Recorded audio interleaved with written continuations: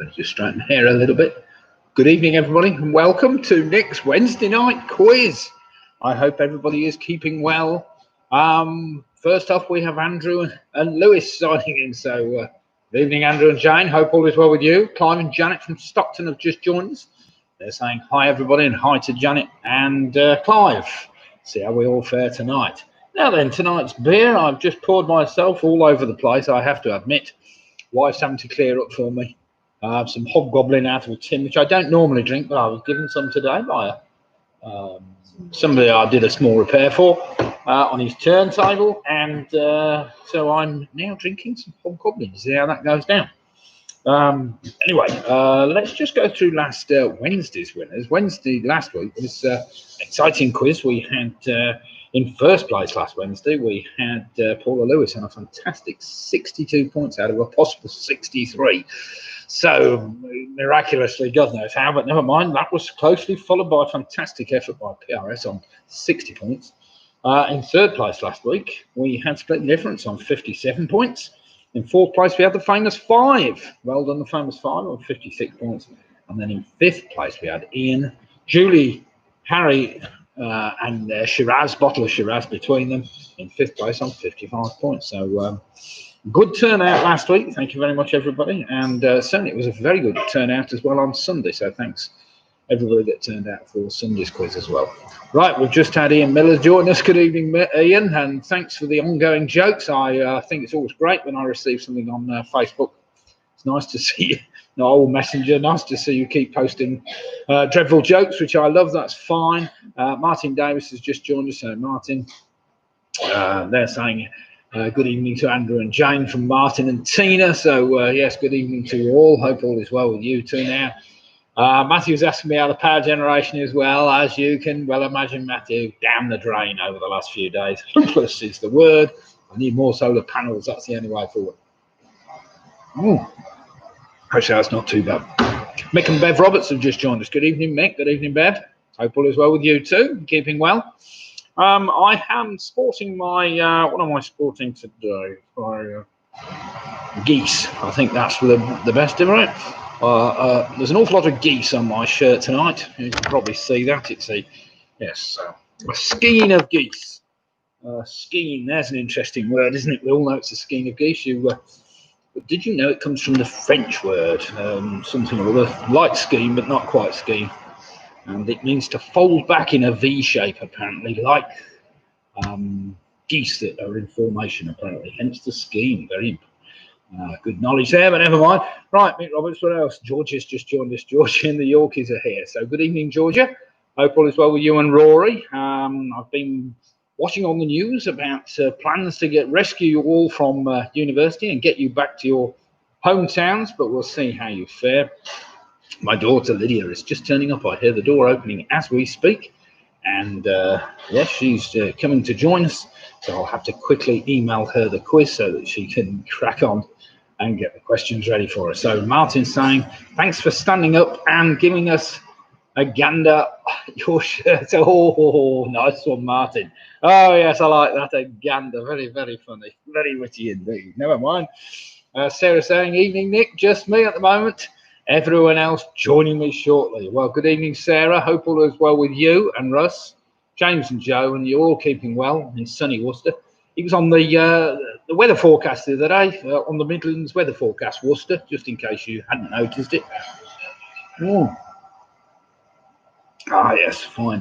Now then, let's quickly pop through tonight's rounds, which are pretty straightforward. We start off with first round, 13 possible answers, entitled Wednesday the 11th. Wednesday the 11th.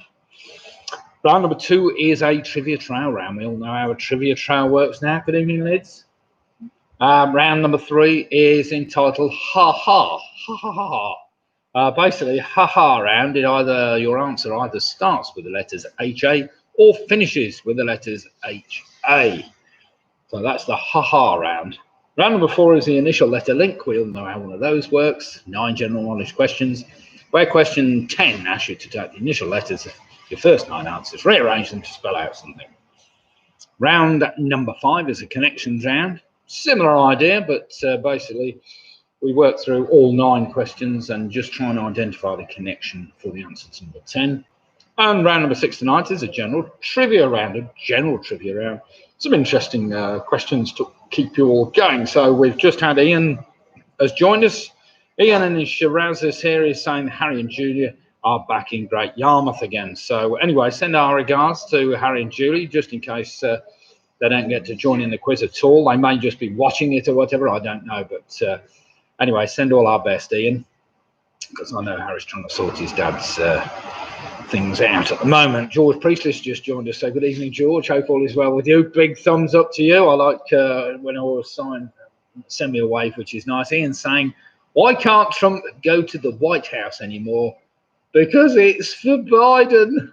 Oh dear, that's a dreadful joke because that's for Biden. Oh dear, oh dear.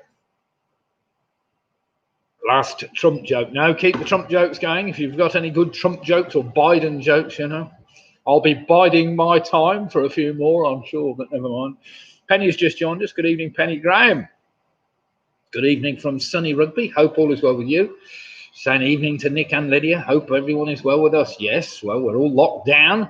We've had a fantastic day today. Up at the crack of dawn, which is not like me at all. The wife was out of bed, hoovering around, making cups of tea, generally annoying me while I was trying to stay asleep.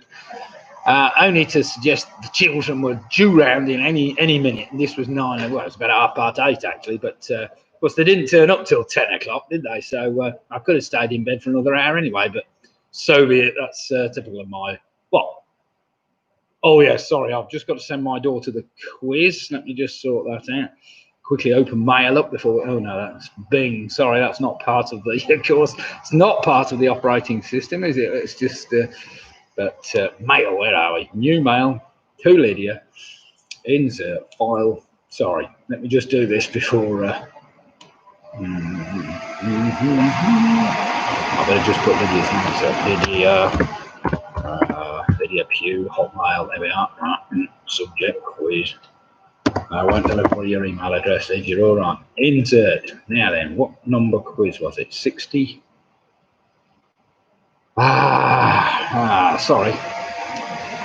I should have done this before she got here, but never mind, I haven't. So, what is it under? Corona, that's what it is. Oh, it must be Corona 64. 11th, is that right? Yes. So we have Corona Quiz 64. Blimey. Right, sorry about that, everybody. I think I've sent it now. Let's see whether that's arriving. Carol's just joined us. Good evening, Carol. Home Alone 6 are all here and ready to quiz. That's what I like to hear. Jackie Skips here. Good evening, Jackie. Hope all is well with you. And Faye's just joined us. Hey, Nick, Lydia, all well. Happy Wednesday. Happy Wednesday to you as well, Faye. Mike's joined us. Good evening, Mike. Hope all is well with you. And everything's okay. Update on the beer, please, Nick. I was just giving you an update earlier. I've just finished off the remains of the barrel that we had left at the pub, which was some Oakham Citra and whatever, in a plastic container. Now somebody's just given me one of these things. Now, it wouldn't be something I would normally buy, Hobgoblin, because it's a little bit bland. However, I have to say it's not too bad at all. I repaired somebody's turntable yesterday for them. Well, I didn't repair it. I put a new cartridge on for them. And they proceeded to buy me a few beers for it, which was excellent, so we can't go wrong with that. Know your delivery, house delivery. Oh, Atomic. Oh, sorry, Ian. Well, deliveries are up and running again from the Atomic Brewery. We deliver every Friday. Should all have your orders in by now. If you're on for a delivery this week, I will make sure, and if you haven't seen anything, I leave Keith to do all the delivering on a Friday. All I do basically is, if anybody wants an order, they can pass it through my hands, but it's probably easier. Right, here we go. Who else has joined us? So we've got Jed and Tracy have just joined us. Good evening, Jed. Good evening, Tracy. Hope all is well with you. Denise is here. Hi, all, sis, to Denise. I'm Janet from Stockton. Hi, they're all saying hi, all. Jane Gifford's just joined us, so that's Graham and Jane, I presume, have joined us from sunny Cambridge, so I hope all is well with you. Whether they're struggling to get their steam engines turned around. I completely lost with that one, never mind, I'm sure I'll get it right in a minute. Michelle's just joined us, so good evening, Michelle. Charlie and James. Chris Mead saying good evening, Nick. Anthony Pugh's back in. Here we go. Anton, Deb and Hannah. The family are back. My goodness. Good evening, Ant. Good evening, Debs. And good evening, Hannah. How are you all? I hope you're all keeping well in these times. Ready to do battle in a very easy time. Oh, I see. They were struggling to get their steam engines turned. I'm with you now on the turntable. Yes, they were. No, they. It was their 50th birthday. To be fair, Robin and somebody in the family had kindly bought them a new stylus cartridge and stylus, which was quite expensive. And what they didn't want to do was ruin it trying to put it on themselves. So they tracked me down after lots of things, and of course they got the expert on the job. So if anybody wants a stylus or a cartridge fit into their turntable, look no further. But of course it will cost you in beer. So here we go. Right then, Robin's just saying, God, it sounds like drawing teeth sometimes. Yes, he does. Sorry, Robin. Hello, everyone, says Julie. Roy's saying, with the shirt on, you'll be guzzling all the beer. Oh dear. We've been through my shirt already, Roy. This is my marvellous, what is it? Ducks, swans? No, they're geese, I think. They're geese shirt, but never mind. Right, we've just got a couple of minutes to go, so let's just quickly run through last week's winners, just put everybody out there. Last week's winner was Paula Lewis on a fantastic 62 points. That wasn't bad out of a possible 63. Then we had in second place, we had PRS on a fantastic 60 points, so well played PRS. They were hotly pursued by Split the Difference, 3 points back on 57 points in third place. In fourth place, we had the famous 5 on a fantastic 56 points. And in fifth place, we had Ian, and his bottle of Shiraz on a fantastic 55 points. Then we had a number sneaking in. Graham Gifford, I think there's Sir Graham and Jane were in sixth place on about 54 with everyone. There was quite a few teams actually in the 50s, so well done you all. Right. Oh, right, hang on, my daughter still hasn't got the quiz, so let me just make sure I have sent it again. Maybe I haven't pressed the send button. Yeah. Try that, Liz. Don't think I'll press the send button. That wouldn't help, would it? Ian Sharrett. Can I still get a stylus for a Shaw V15 Mark III? Probably is the word, Ian. It probably cost an absolute fortune. I think the last time I looked at a V15 Mark III, the MR stylus, I think it was something in the order of about 150 quid for a stylus. But anyway, I could do some research and find out for you if you're that desperate. Never mind. Pick and Mix have just joined us, as has Steve Farndon, who's saying good evening from Steve Hills and Dexter. I trust Dexter is wide awake this evening. We will see. Or has he gone out quickly for a walk around the block? We'll leave you to it. And Paula and the Quizzy Rascals have just joined us. Good evening, Paula. Hope all is well with you. We've got a lot to look up to after last week's fantastic victory with 62 points. Right, my daughter's now looking at me. Have you got the quiz now, Lydia? Yes, the quiz has arrived in Lydia's trusty hands, so at least we should be able to get some answers up on the screen. Let me just run through quickly. We are doing a charity quiz on Sunday the 6th of December, which is quite a while away yet, but I will keep plugging it. Basically, it's in aid of the Mighton Hospices, which are 3 hospices in the Rugby area, well, Rugby, Coventry and Leamington. You can register your team name just by going to my page, Pewey 1957, clicking on the link. There's a big link there for the Mighton Hospice quiz. And if you'd like to take part, there is a chance of winning up to £100. We're going to probably split it up into 3 or 4 prizes. See how we go with that. But I will be letting a lot more people know as we get closer to the time. Right then, we've got 59 people currently on, which is good for a Wednesday night. Very good turnout tonight. We've also had Nick Bowers join us. Good evening, Nick. Hope all is well with you. And do feel free to either subscribe to my YouTube channel if you've not already subscribed. And do feel free to give me a like if you do like doing the quizzes, because the like button's near the bottom somewhere. All you've got to do is a bit of that, but never mind. Famous 5 have just joined us. Good evening, the Famous 5. 4th place last week on 56 points, John, on the team. Let's see how you fare tonight. So we've got some good teams taking part tonight. All last week's top 6, by the looks of things, are taking part tonight. So it's going to be a close thing. Right, with just a minute to go, let me quickly run through the rounds. Round number 1 is entitled Wednesday the 11th. Wednesday the 11th, we take the initial letters and or numbers of the first 13 there. WEDNESDAY 11TH. That's how each of the answers will start in the first round. Round number 2 is a trivia trail. Round number 3 is entitled Ha-Ha, where either the answer starts with the letter HA or finishes with the letter HA. What could be easier than that? Round number 4 is an initial letter link, Round number 5 is a connections round. And finally, we have a general trivia round right at the end to give you a few facts that you probably have forgotten all about in the past, but never mind, see whether there's any new ones. Right, with 63 currently teams logged in from various locations around the United Kingdom, let's see whether we can get going.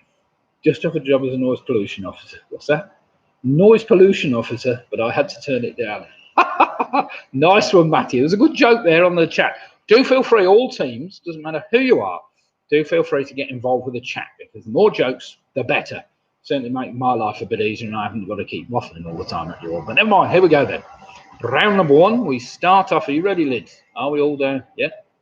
You ready? Right, we're all ready for round 1, if I can find it as well. Starting with a W, which makes it very easy. So, question 1, do remember we're using the word Wednesday, followed by the 2 numbers 1, 1, followed by the letters TH for your first 13 answers. So, quite easy to start you off.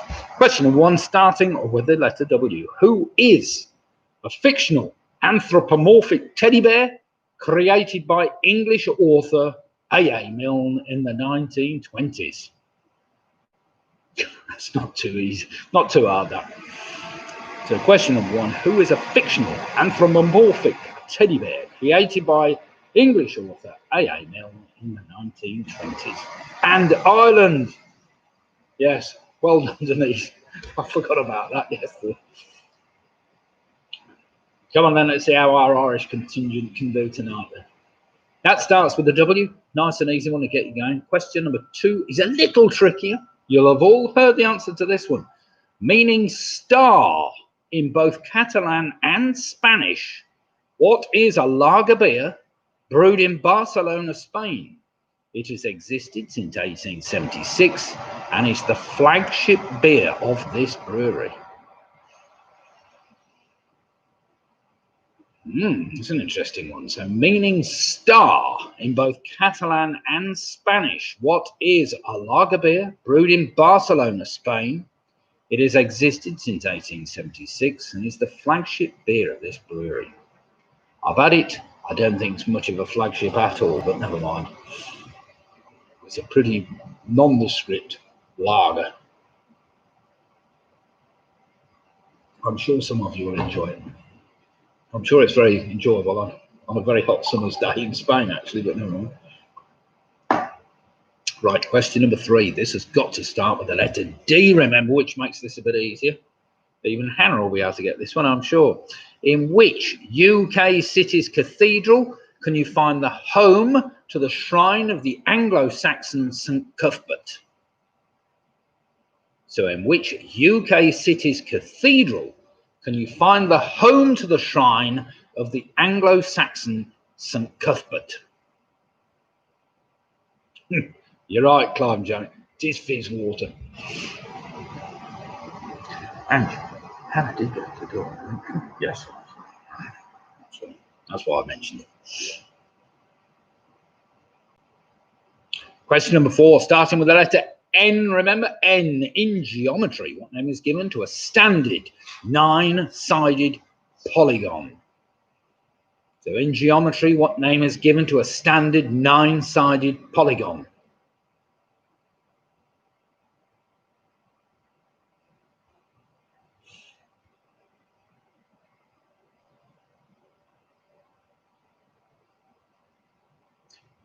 We'll get any more silly jokes. Come on, anybody? I know, like, yeah. Clive and Janet from Stockton, yes, they've clearly said that lager is Fizzwater, which it probably is, but never mind. Question number 5, starting with the letter E. It's a 2-word answer I'm after, and I need his nickname really, but never mind, you'll get the idea. Who is a retired British Labour politician who was the Member of Parliament for Normanton and was a contestant on Series 14 the BBC Strictly Come Dancing, surviving until week 10? Starting with the letter E, we're after a retired British Labour politician who was the Member of Parliament for Normanton and was a contestant on Series 14 of the BBC's Strictly Come Dancing. He survived apparently until week 10. That's some going, I suppose. Not that I've ever watched Strictly Come Dancing, but I suppose week 10 you're getting towards the end of it.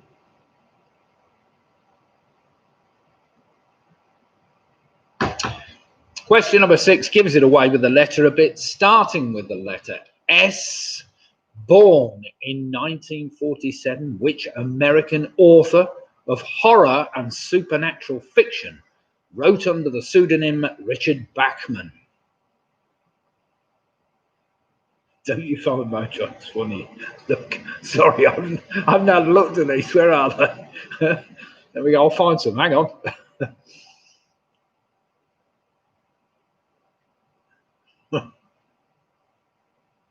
So question 6 again. Born in 1947, which American author of horror and supernatural fiction wrote under the pseudonym Richard Bachman? It's a 2-word answer, starting with the letter S.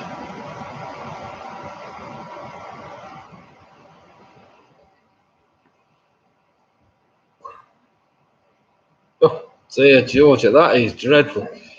Did you hear about the goose spreading political messages? It's all propaganda. Oh dear God. Yes, that's dreadful. Nick Bauer's lager is European lemonade. Well, it probably is. It probably is. Question number 7, starting with the letter D, as in Wednesday. Starting with the letter D, distinctive for its large size, strong odour, and thorn-covered rind. Which Asian fruit is known in some regions as the king of fruits? It's just a 1-word answer I'm after. So distinctive for its large size, and they are quite large. Strong odour, yes, they definitely stink. And thorn-covered rind, which Asian fruit is known in some regions as the king of fruits. What's wait a minute. A skeleton walked into a bar and asked for a beer and a mop. Actually,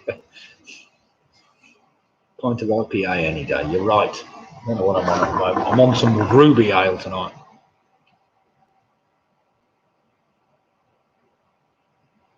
It was banned on local transport.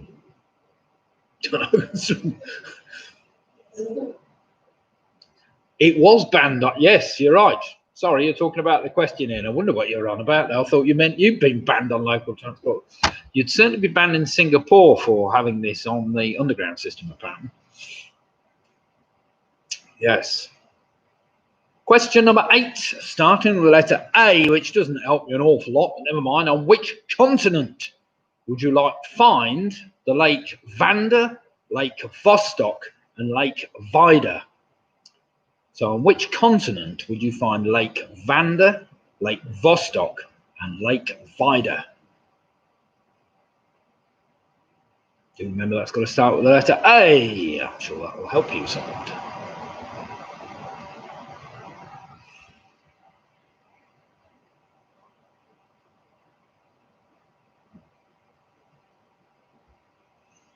Right, starting with the letter Y, it's got to be the only one, surely. Nicknamed Chuck, and now aged 97. I did have to check he was still alive.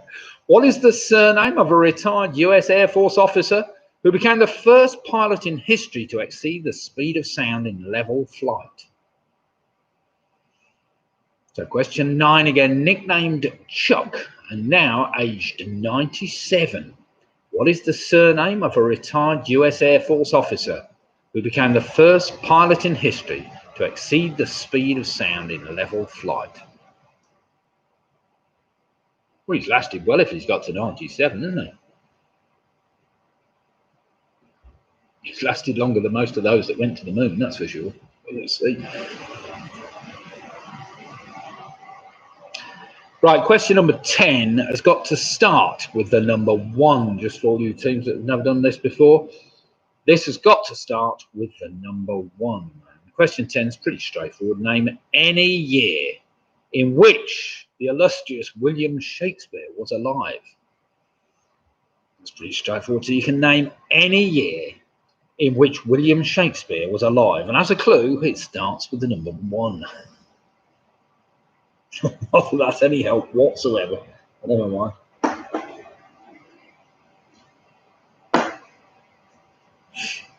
I think most of you have a good guess at that, surely.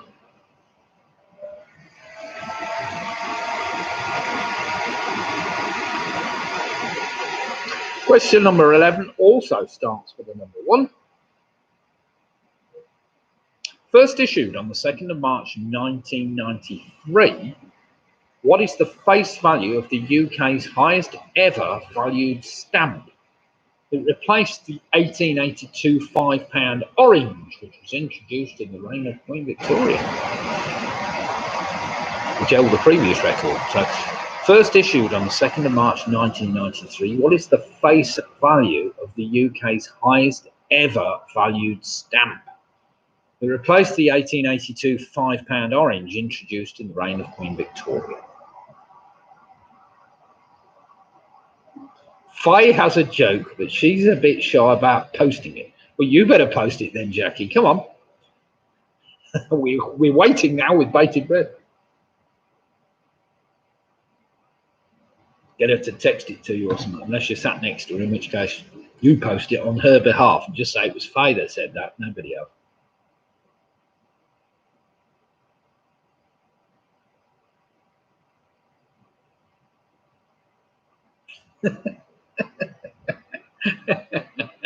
Ironic that Twitter will fact check fairly safe statements about the US election, but happily leave alone Manchester United fans saying that will win the league. Oh dear. What's Denise? But Ostrich walks into a bar and orders a pint. Barman says, "We don't see many of you fellows in here." It's no wonder at these prices, said the Ostrich. Oh dear. No, that's very, very witty. I couldn't possibly. Come on, Jackie. Yes, you could. Right, question number 12. Listen carefully for all you bird watchers. What is a constellation of stars in the southern skies? It's named after a colourful South American bird. Perhaps you could send it to Ian by messenger or something, and Ian will post it because he'll post most things. Won't you, Ian? So question 12 again. What is a constellation of stars in the southern sky? It's named after a colourful South American bird. That's all you've got to think of. Starting with the letter T, that one, a T. Come on. Can't be many of them, surely.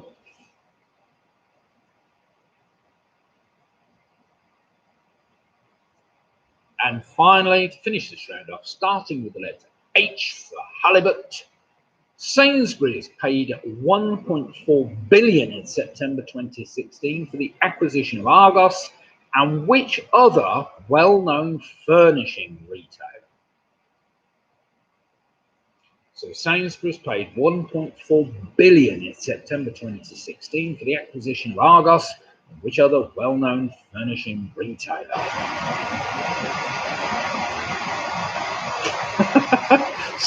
A leper's playing cards. First one threw his hand in, the other laughed his head off. So yeah, I've heard that before. That's a silly joke, isn't it? Never mind. Right then, everybody, that's your first 13. First 13 tricky questions to get you going. I don't think there was anything particularly awkward there. One or two you could work out.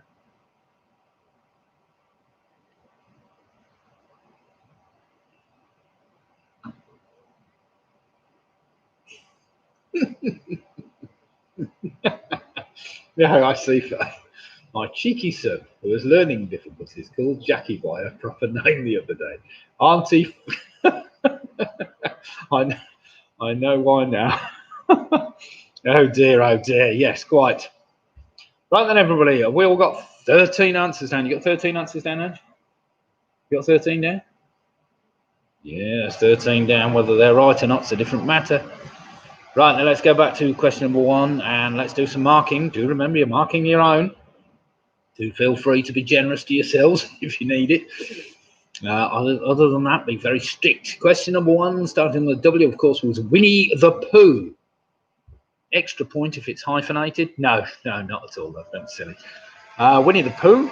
Question number 2 was Estrella Dam, a star. Well done if you got Estrella Dam. Number 3 was Durham, of course. Number 4, I was after a Nonagon. Number 5, the Labour politician, was Ed Balls. I don't know whether it was Edwin or Edward. I presume it was Edward. I've just got Ed, so I asked for a nickname, really. Number 6, of course, was Stephen King. Number 7 is the durian fruit. That's a very smelly king of fruits. I have tried some. Unfortunately, I tried it dried rather than fresh, which was probably still stank all the same. Question number 8, on which continent you find Lake Vanda and Lake Vostok? That's Antarctica. Well done if you got Antarctica. That was a trick question. Question number 9, name nickname Chuck. It was Chuck Yeager, of course. Chuck Yeager. Number 10, any time between 1564, when he was born, and 1616, when he died, of course. So any year in which Shakespeare was alive, that was between 1564 and 1616. Well done if you got that.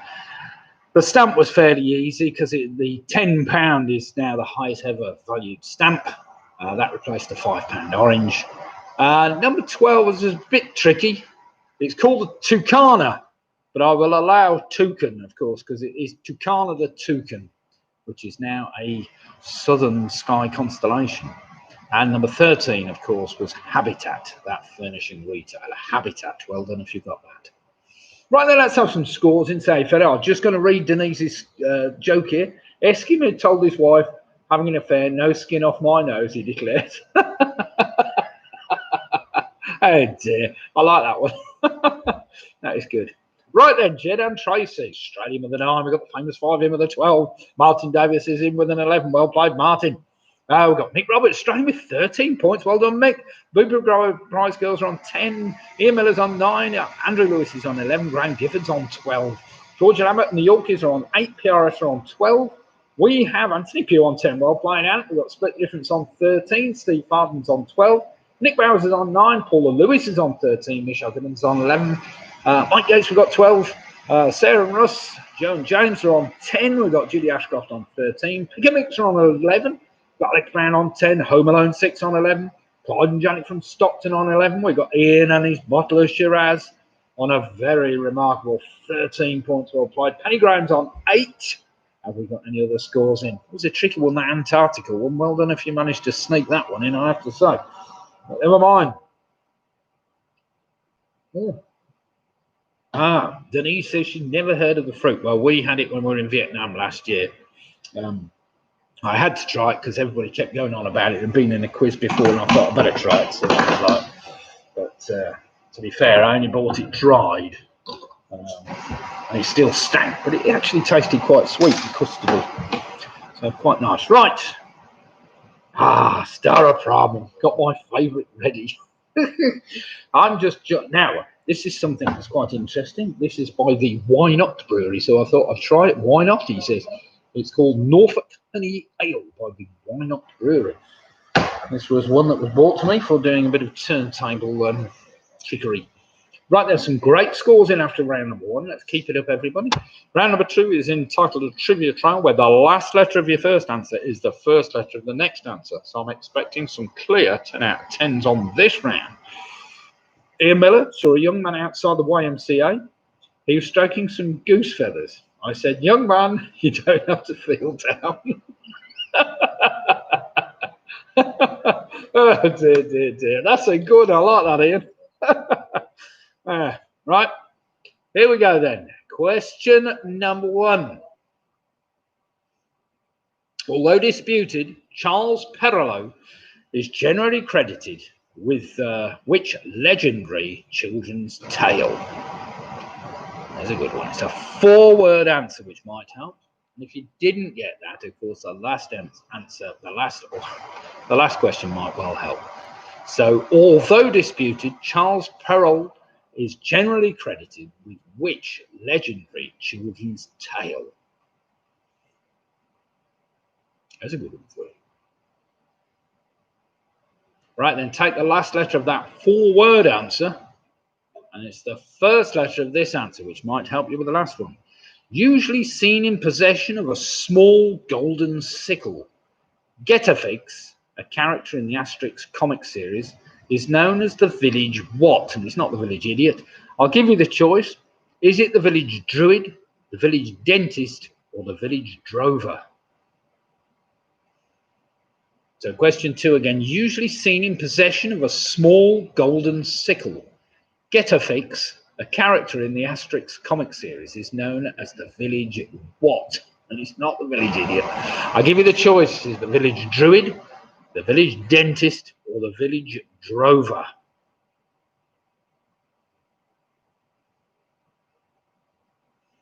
And to help you with that one, do remember it's just a 1-word answer.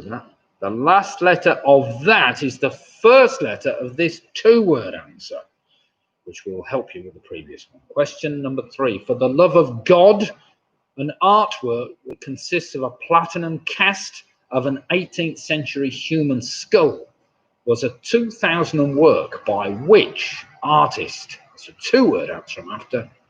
So question 3 again. For the love of God, an artwork that consists of a platinum cast of an 18th century human skull was a 2007 work by which artist?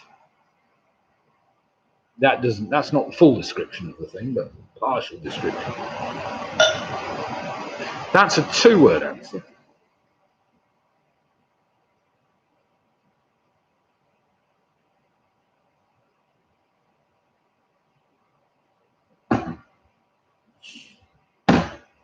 So I'm looking for an artist, and it doesn't start with the word piss. So you're all right. 2-word answer. Take the surname of that artist or the last letter of the surname, and it's the first letter of question number 4 for all you Star Trek fans. What 1-word name is given to a fictional teleportation machine used in the Star Trek universe? They convert a person or object into an energy pattern, then beam it to a target location where it is reconverted into matter. Just a 1-word I'm after. So what 1-word name is given to a fictional teleportation machine used in the Star Trek universe? They convert a person or object into an energy pattern, then beam it to a target location where it is reconverted into matter. Unless, of course, they're trying to beam somebody up from a time warp or something, then they get half a person or something like that. Definitely happened before.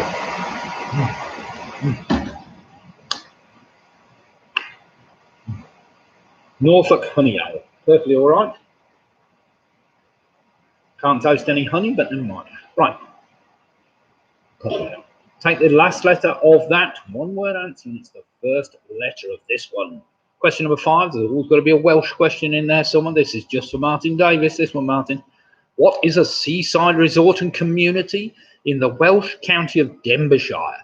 It lies within the historic boundaries of Flintshire on the northeast coast of Wales at the mouth of the River Clwyd. I think it's Clwyd. So question number 5 again. What is a seaside resort and community in the Welsh county of Denbighshire? It lies within the historic boundaries of Flintshire on the northeast coast of Wales at the mouth of the River Clwyd. It's a 1-word answer, and it starts with the last letter of your previous answer. I'm sure we'll have all been there at least once. What's that?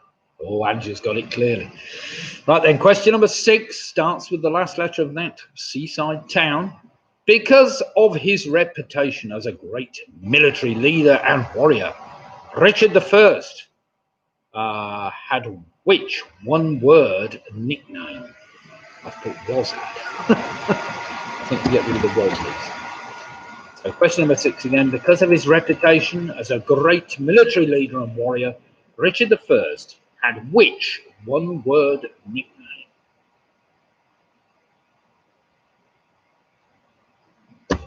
Unless it was in French, in which case it was a 3-word name, I think. But let's spell it in English just to make it easy.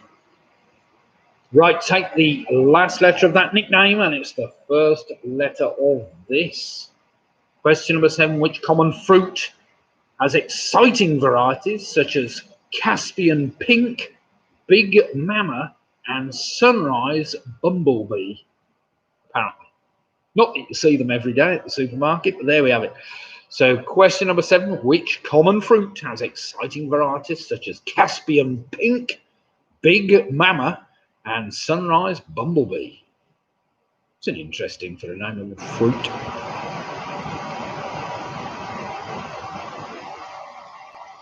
Big Mama, that sounds like one to try. Right, take the last letter of that fruit, and it's the first letter of this one. Question number 8. After his release from prison, which poet and playwright took the name Sebastian Melmoth? He also wrote 2 long letters to the editor of the Daily Chronicle describing the brutal conditions of English prisons, advocating penal reform. That's a 2-word answer I'm after. So question 8 again. After his release from prison, which poet and playwright took the name Sebastian Melmoth? He also wrote 2 long letters to the editor of the Daily Chronicle describing the brutal conditions of English prisons, advocating penal reform. Denise is saying, I love this round, but it hurts my head. Hurts my head thinking them all up. That's perhaps you could send me a few questions, Denise, by email or something I can use. Right, take the last letter of that poet or playwright's name, the surname that is, and it's the first letter of this one. I'm sure you'll all get this one. The term erotic is derived from a concept in ancient Greek philosophy referring to sensual or passionate love, and is associated with which Greek god? It's just a 1-word answer I'm after. So the term erotic is derived from a concept in ancient Greek philosophy referring to sensual or passionate love, and is associated with which Greek god? Something my wife knows all about, obviously. What's Robin put? I'm a massive fan of proper beer, but for all the lager haters, there is nothing nicer than sitting in the backyard of a bar house in Germany on a warm day drinking Weiss beer. You're probably right there, Robin. As I say, the days, I mean, it's a bit like when we're in India, and it's, I've been in India many times when it's been pushing 35, 36 degrees in the evening with very high humidity, sweat's pouring off you, and there's nothing better than a cold kingfisher to keep you going, because that's all you can get. What's that? Jackie, well, I've less of that. She's put, has your wife been having an affair then? Oh dear, oh dear, oh dear. Hey, we'll have less of that. You're embarrassing me now. Right then, question number 10, following on from that Greek god's surname or name. Question number 10, by what other name is a bistoury called? It is a small and extremely sharp-bladed instrument used for surgery and anatomical dissection. So question 10 again, by what other name is a bistoury called? It is a small and extremely sharp-bladed instrument used for surgery and anatomical dissections. Now take that's a 1-word answer, by the way. Take the last letter of that answer, and it's the first letter of the first word in question number 1, of course, which was that legendary children's tale. It's a 4-word tale, starting with that letter and ending obviously with the letter you got for number 2. So come on, you can work that out, I'm sure. You might be able to work it out.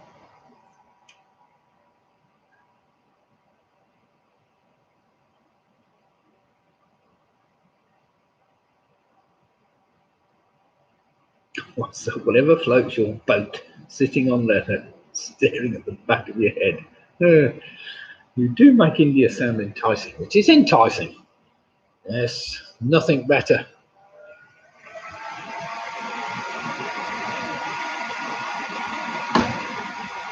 Now, to be fair, we've only had the humidity so high once or twice where you just cannot lose it.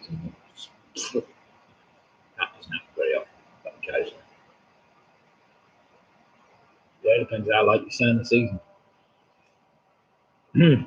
Right then, everybody, I think most of you may have had a good go at those. Do remember the last letter of each of your answers is the first letter of your next answer. Some of them are two-word answers, of course, but I did tell you. So I hope you've been taking notice, even if it's been hurting your head, said Denise, but never mind. She's still online, enjoying being tormented. Right, we're ready to do some marking, everybody. Okay then. I'm pleased I've got 63 people on a Wednesday night. That's great. 63 people signed on. That's a great turnout for a Wednesday night. Right, here we go then. Question 1, although disputed. Charles Perrault is generally credited with the children's tale, Little Red Riding Hood, apparently. Little Red Riding Hood. That gave you the D, of course. He was the village druid, not the village drunkard. I should have put drunkard in, actually. I didn't think of that. That gave you the 3 for that artist, Damien Hirst. That in turn gave you the T, of course, for the transporter. Or transporter. That in turn gave you the R for the city of Rill. Sorry, the town of Rill. It's not the city. That gave you the L for Lionheart. I think Richard the Lionheart. That in turn gave you the T for the tomato. Bit tricky there because some people still treat it as a vegetable instead of a fruit, of course. I didn't know it had got Big Mama as one of the varieties, but I do now. So that tomato gave you the O, of course, for Oscar Wilde, who was imprisoned for being a Dickadivian or something like that, which doesn't exist. That gave you the E, of course, for Eros, which in turn gave you the S for the scalpel. The scalpel. That took you all the way back to number 1, which of course was Little Red Riding Hood. So well done, everybody. If you managed to get a full house on that, well, I think we might have 1 or 2. We'll see how we've done. So Ian and his charades have scored, that's what I said, 23 points. Well played him. Jed and Tracy, 19. We've got Sarah and Russ, Joe and James on 20 points. We've got Steve Farman on 22 points. Well played, Steve. Ian Miller's on 18. We've got the Frames 5 on 22. Pick and Mixer on 21. Judy Ashcroft, 23 points. Michelle's moved on to 21 points. Anthony Pugh's moved on to 20 points. We've got the Yorkies on 16 points. Mick Roberts, 23 points. Well made, Mick. Graham Gifford's now moved on to 22. That's Graham and James. Got Martin and Tina on 21. PRS have moved on to 22. Well played them. The Booby Prize girls are now on 19. Andrew Lewis and Jane are on 20. We've got Split the Difference on 23. Paula Lewis is also on 23. Home Alone 6 have moved on to 18. Penny Graham's now on 15 points. Well played, Penny. Right then, any more scores to come in? Oh, yes, Clive and Janet from Stockton, 21. After a bit of brain ache there, a bit of thinking to go on. That's the beauty of doing a pub quiz, of course. You can sit there and all start arguing with each other about what the right answer is, which we've done many, many times. Mike Yates on 22. Well played, Mike. And Nick Bowers on 19. Denise says, wow, I can't believe I got them all. 22. You see, it might have hurt your brain, but at least you're thinking well. So well done. Alex Brown's on 19. Well played, Alex. Right then, the next round is a ha-ha-ha round. Now, that basically means that all the answers either start with the letters H-A or they end with the letters H-A in that order. You get the idea? So here we go then. Are we ready? Eyes down, looking, nice and easy. Which well-known company was founded in 1887 as a piano and reed organ manufacturer and has 3 interlocking tuning forks as its logo? As it today, it has anyway.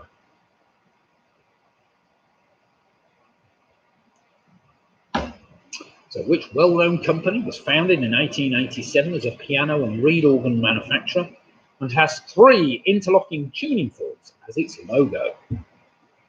Good logo by any standards, that one. Do remember it's got to start or end with the letters H-A. Question number 2. Played by Robbie Coltrane, who is a fictional character in the Harry Potter book series. He is introduced in Harry Potter and the Philosopher's Stone as a half-giant and half-human who is the gamekeeper of Hogwarts. Just need a one-word name.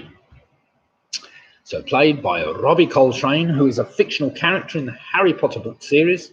He is introduced in Harry Potter and the Philosopher's Stone as a half-giant and half-human who is the gamekeeper of Hogwarts. What's that? You put it in twice. Sorry. Ah.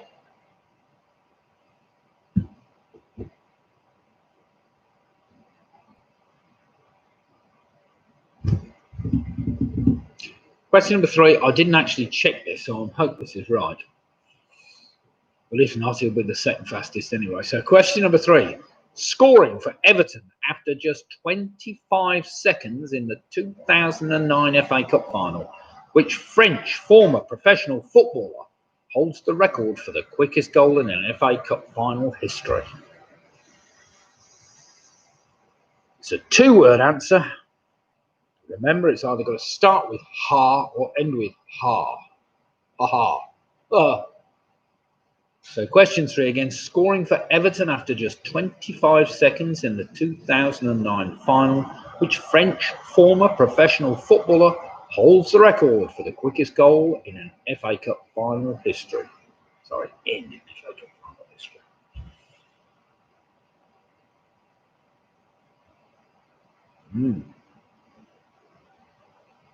Bit tricky if you don't know anything about football.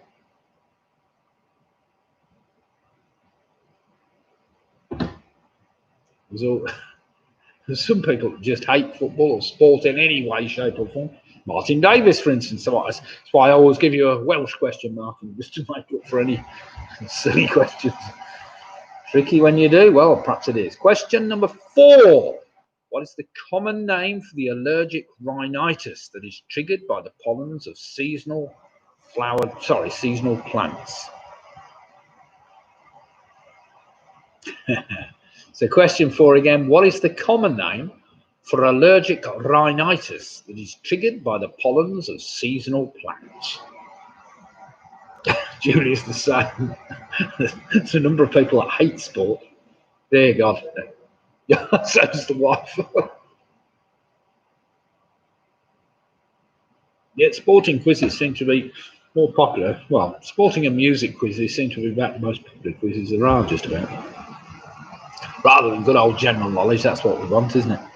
Right then, question number 5. Listen carefully. What is the surname of the US actor famous for playing the role of Detective Jimmy Popeye Doyle in the film The French Connection and its sequel? Jimmy saying, I don't hate sport, just not keen on Everton. Did he say this round's easier on brain? Football better than English roads? Yes, I suppose it is better than English roads today. So I'll have to come up with some Dublin questions. We'll have some Dublin thoroughfares for you next week. Didn't I repeat that? I can't remember. Never mind. Did you just put it down in the chat anyway? Question number 6 makes it easy, starting or finishing with the letters HA. What is the only one of the 5 coastal towns known as the Cinque Ports that isn't in the county of Kent?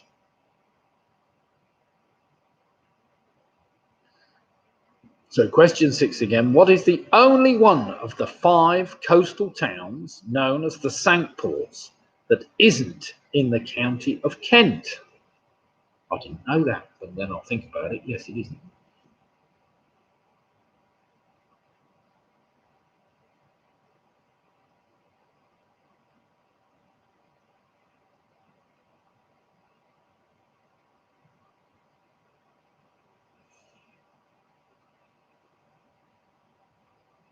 Question number 7. This is a bit trickier. Which Grammy award-winning singer played a serial killer in the 1995 film Copycat? His 1993 multi-platinum Christmas album, When My Heart Finds Christmas, is one of the biggest-selling Christmas albums of all time.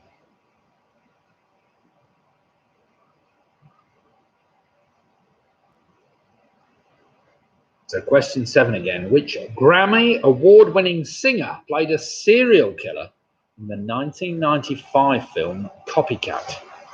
His 1993 multi-platinum Christmas album, When My Heart Finds Christmas, is one of the biggest-selling Christmas albums of all time. I think we started watching that sometime. Copycat. We never finished watching it. I don't think you liked it.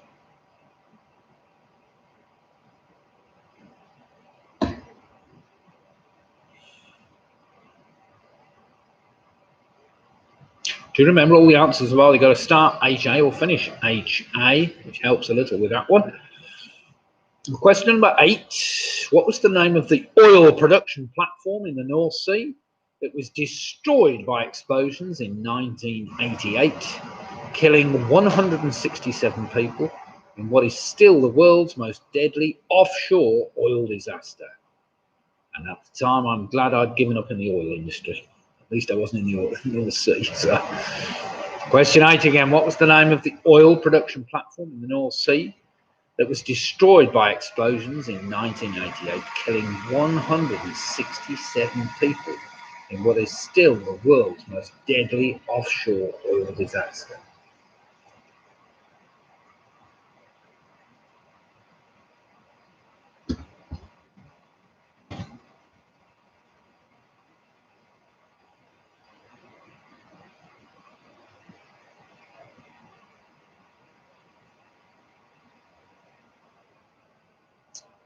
Question number 9. This is a bit tricky this round, isn't it? Before going on to become Prime Minister, who was wounded during the Battle of the Somme in 1916 and spent the rest of the First World War in a military hospital, unable to walk? It's a 2-word answer I'm after. So before going on to become Prime Minister, who was wounded during the Battle of the Somme in 1916 and spent the rest of the First World War in military hospital, unable to walk?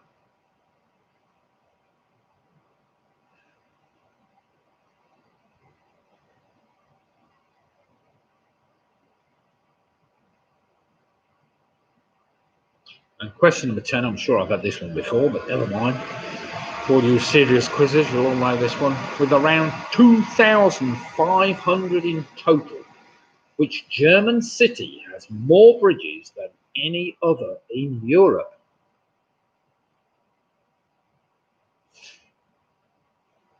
So again, question number 10, with around 2,500 in total, which German city has more bridges than any other in Europe? Now, do remember, all your answers I've either got to start with the letters HA or finish with the letters HA. So start or finish with the letters H and A.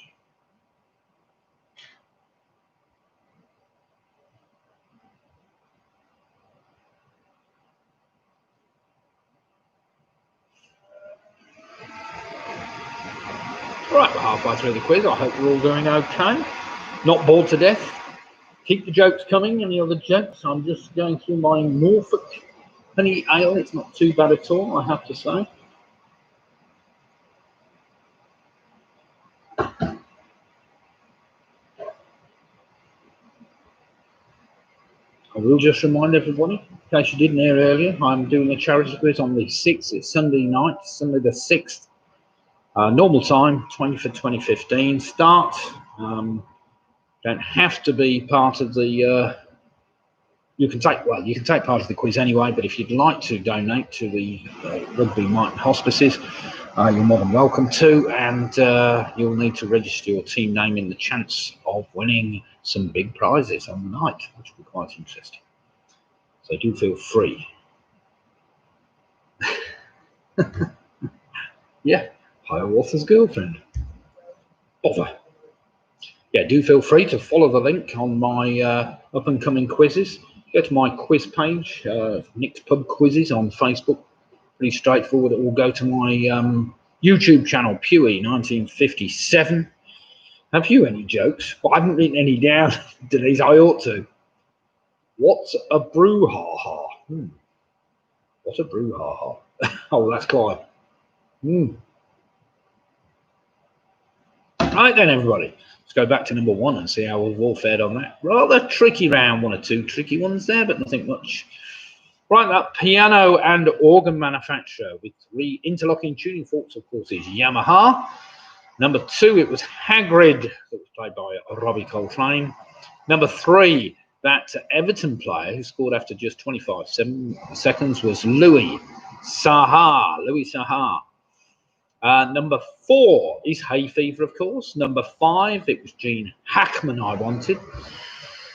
I was just after the surname, of course. Number 6 was Hastings. Number 7, I was after, that was the tricky one. It was Harry Connick Jr. Harry Connick Jr. Very tricky, that one. Number 8, I was after Piper Alpha, of course, which blew up in the North Sea. Number 9 was Harold Macmillan.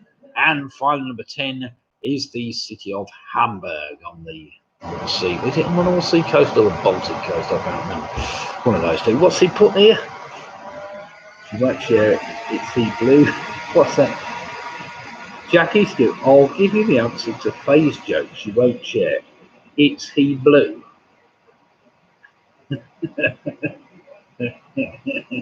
Oh, right, okay. Right, here we go. We've got some scores coming in. Jen Tracy on 28, Anthony Peters on 28, Nick Gibbons on 29. We've got Sarah Deschamps on 30, Martin Davids on 27. We've got Ian Miller on 27, Nick Bowers on 27. The famous five are on 32 points. Fantastic. Nick Roberts is on 31 points. PRS are on 32 points. Home Alone 6 on 28. We've got Pigger Mix on 30. The Yorkies have moved on to a very respectable 21 points. Whereas Graham, Gibbon and Jane are on now on 29 points. Martin Yates is on 30. Mike Yates, sorry, is on 30 points. Andrew and Jane Lewis are on 26 points. Stephen Hill's on 30 points. We got Judy Ashcroft on 32. Paula Lewis is on 33. Great score there. We've got Booby Prize Girls on 27. Split the difference still there on 33 points. We've got Clive and Jane from Stockton on 29 points. And Denise is still doing remarkable well with 32 points. I think we need some more questions about British motorways or something, don't we, Denise? Sort you out a bit. No, doing remarkably well there. Right. Round number 4 is entitled an initial. Oh, Penny's on 21 points. Well done, Penny. Right, initial letter link. Oh, Ian and Shiraz now on 32 points. Well done, Ian. Doing very well with that bottle of Shiraz. Right, round number 4 is an initial letter link. We've got 10 questions. They're all general knowledge, where the answer to the final question will be spelled out by rearranging the first letters of the first 9 answers. But we'll get to that when we get there, all right? So let's not worry about that. Just answer the questions in front of you. Here we go then. Question number 1. It's a bit tricky, this one. The only location where 4 US states meet the Four Corners is a region made up of the corners of Colorado, Utah, Arizona, and which other state? It's just when you need my brother Steve to help you out with that one, as I'm sure he was there, I think. Maybe not. So question number 1, the only location where 4 US states meet is known as the Four Corners. It's a region made up of the corners of Colorado, Utah, Arizona, and which other US state?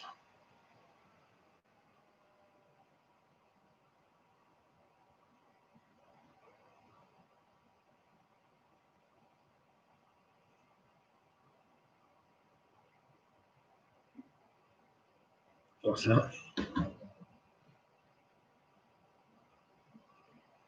Oh, Alex is on 26 as well. Well done, Alex. Right then, question number 2. Which nation is top of the all-time Commonwealth Games medals table with a current tally of 2,415 medals, apparently? So question 2 again, which nation is top of the all-time Commonwealth Games medals table with a current tally of 2,415?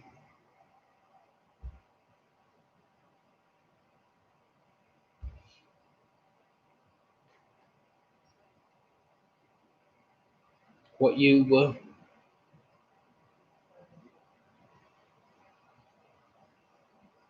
Oh, right. Question number 3, 2-word answer after question number 3. Which Formula 1 racing driver died when his car crashed into a concrete barrier while he was leading the 1994 San Marino Grand Prix? So question 3 again, which Formula 1 racing driver died when his car crashed into a concrete barrier while he was leading the 1994 San Marino Grand Prix?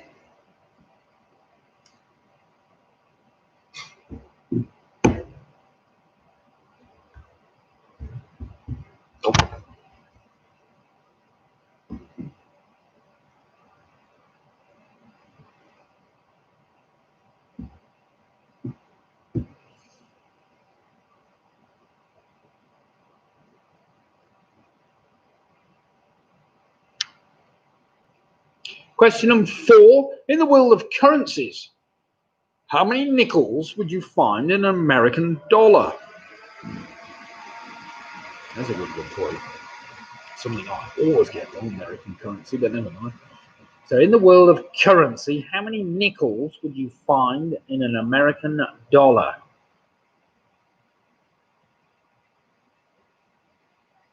Obviously, you need to write the words down.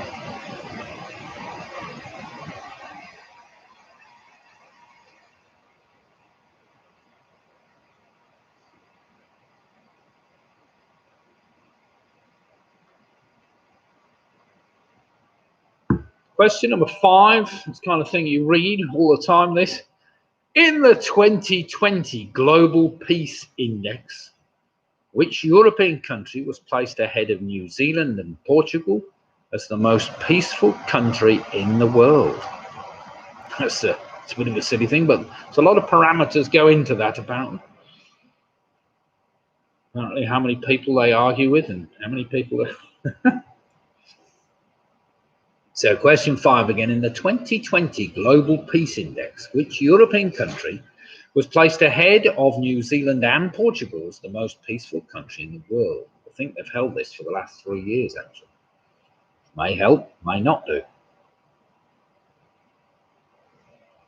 What's that? We've been unprized twice, haven't we? Oh.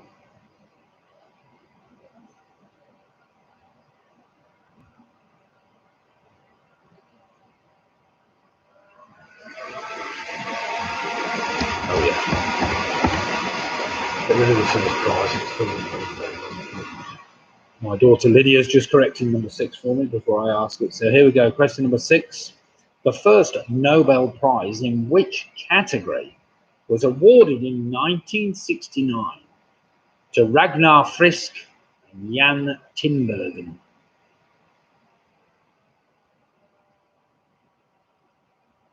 I'm not asking what they were awarded it for.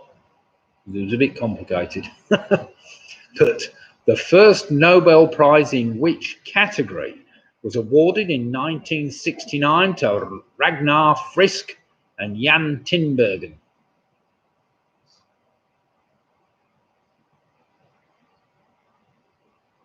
Oh, dead easy, surely, that one.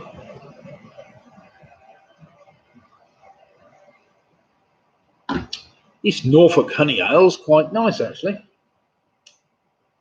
A little bit of sting in it, I suppose. Why not brewery?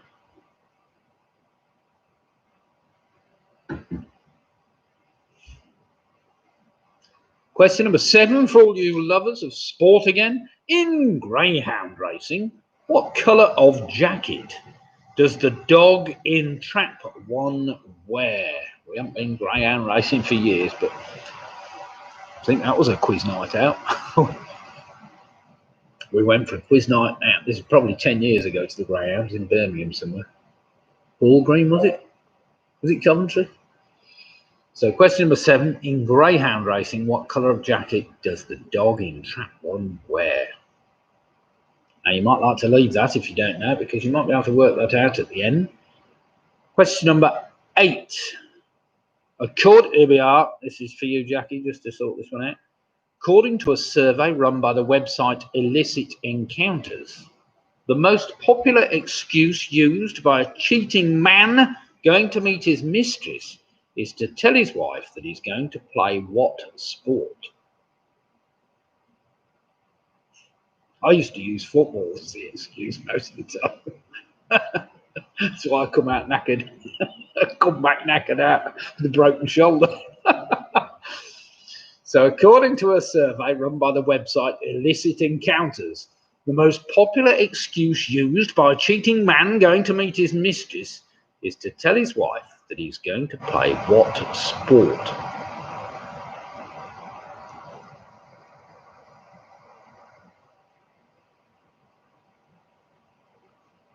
Football.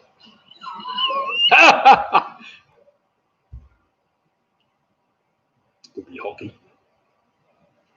Question number 9. Who did Andy Murray beat in the 2012 US Open final to become the first British male tennis player since 1936 to win a Grand Slam singles tournament? Two-word answer I'm after. So who did Andy Murray beat in the 2012 US Open final to become the first British male tennis player since 1936 to win a Grand Slam singles tournament? Now then, listen carefully. This will put it all together for you. The first letters of the first words in the previous 9 answers can be rearranged to spell the name of which country, which is home to the highest mountain in the world that is outside the continent of Asia. So question 10 again, you're looking from 9-letter, obviously a 9-letter country. The first letters of the first words in the previous 9 answers can be rearranged to spell the name of which country, which is home to the highest mountain in the world that is outside the continent of Asia.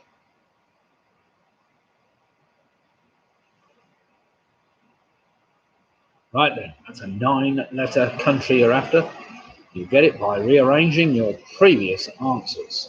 First letters of your previous answers. So I will give you a minute to try and work that out. If you didn't think that was a testing round of these, then that's definitely a testing round for you. Because now you've got to figure out which ones you've got wrong.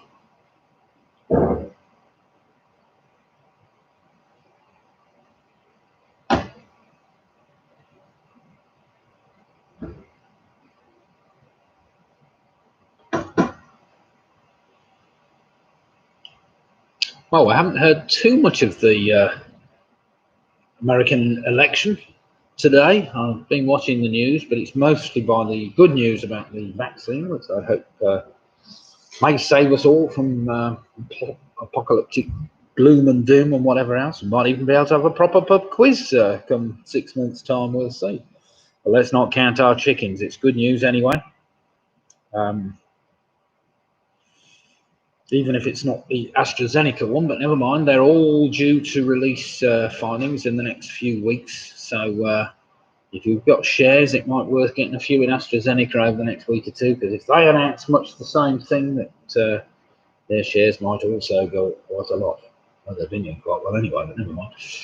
So yeah, it's good news for everybody, I think, and let's just hope we can get past this doom and gloom, and hopefully next year we might be able to resume some normal business, especially in our trade, which is the hospitality trade. I suppose you call it hospitality.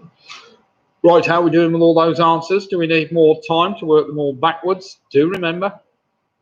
What's that? Yeah, I'll give you another minute or so.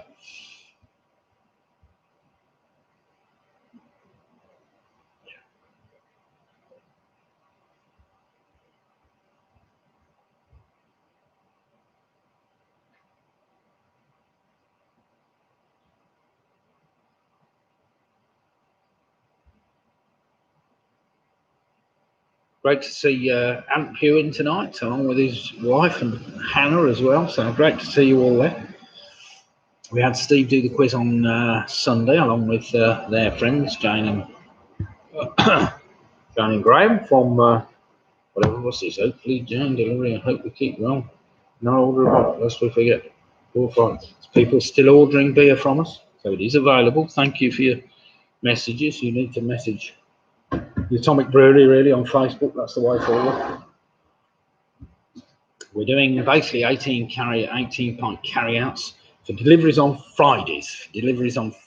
So they need to be ordered obviously by about now, and then Keith can deliver them to your houses. They're delivered to the house at an extra cost. If you go on the Facebook page, Atomic Brewery Facebook page, you will see there's a post there for, I think this week we had a choice of 8 different beers, which was good going.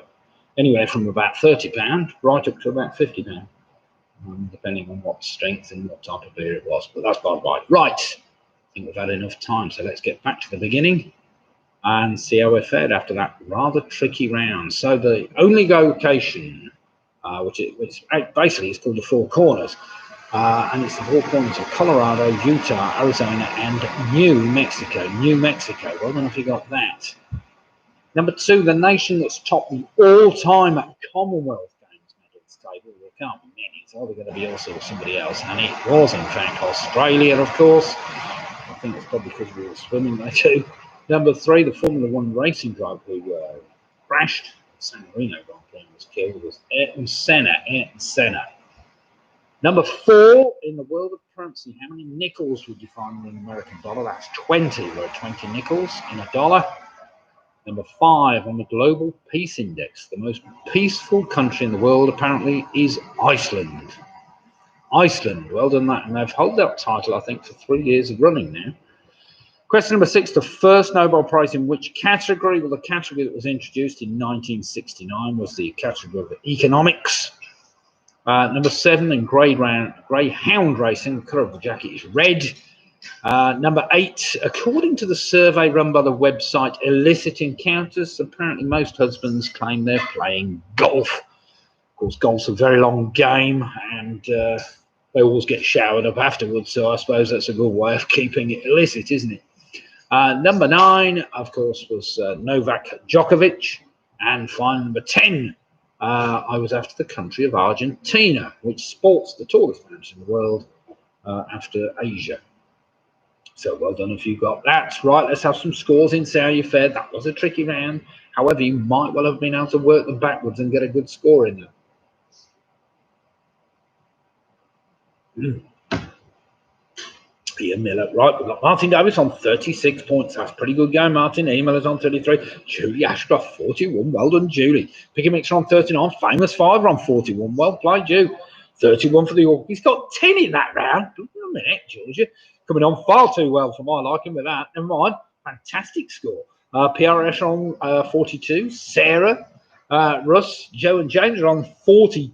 No, they're not. 38 points. Sorry. Stephen Hill's on 39. Dexter's probably still awake by the looks of that.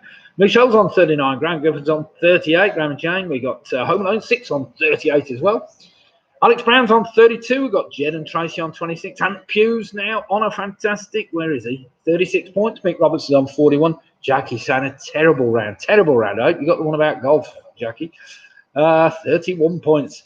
Clive Janik from Stockton, however, on fantastic 38 points. Mike Yates is saying tough round, that one for him. 36 points. Andrew Lewis is on 32. Andrew and Jane. We've got Ian and his Shiraz doing only second bottle of Shiraz now on 41 points. Nick Bowers on 35. Denise, thank God for Argentina. Well played. 42 points. Paula Lewis, 43 points. That's fantastic. Jed and Tracy are on 35 points. We can split the difference on 43 points. There's not much holding them back, are there? So some fantastic scores at the moment. All the scores on the doors. We've got 2 teams haven't dropped a point, and we've got another 3 or 4, just a point or 2 points behind.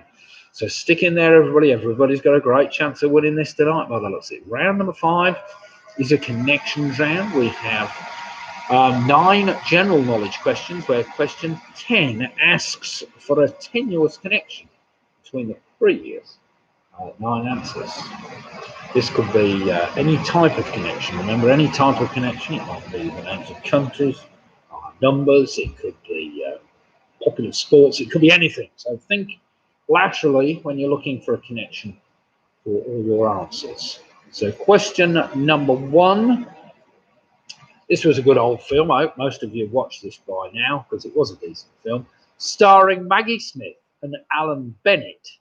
How is a homeless woman called Mary Shepherd known as in the title of a 2015 British film? So question 1 again. Starring Maggie Smith and Alan Bennett. How is a homeless woman called Mary Shepherd known as in the title of a 2015 British film? The full title is a 5-word answer, but 4 words will do. You'll get the idea of it.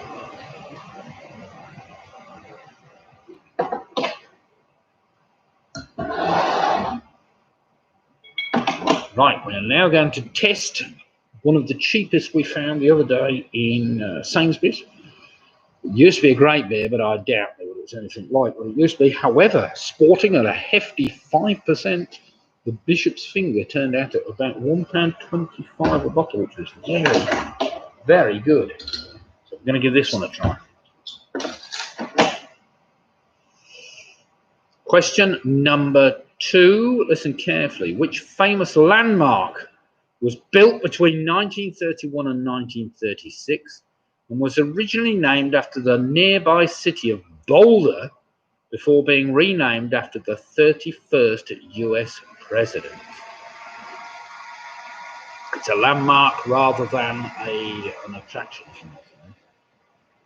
So which famous landmark was built between 1931 and 1936 and was originally named after the nearby city before being renamed after the 31st US president? Sorry, it was named after Boulder City. I've got to put that in. The city of Boulder.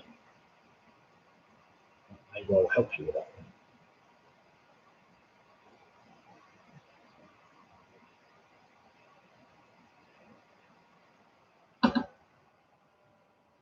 Ha! A film I used to love. Question number 3, voiced by Jeremy Irons. What is the name of the main villain in the 1994 film, The Lion King? That's what we're on here, Bishop's Finger. Let's give it a try. It used to be a great beer years ago, but of course, like all these beers, they've changed out of all recognition. Some for the better, some for the worse. Do you remember the Eldridge Pope beers? Eldridge Pope Royal Oak. That was a great beer. Used to be able to get that out at the cave at Swinford years ago, along with Rutland County when it was at its best.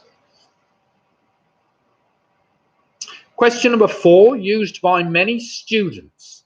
The UK organisation with the motto, "At the heart of connecting people to higher education," is commonly known by what 4-letter acronym?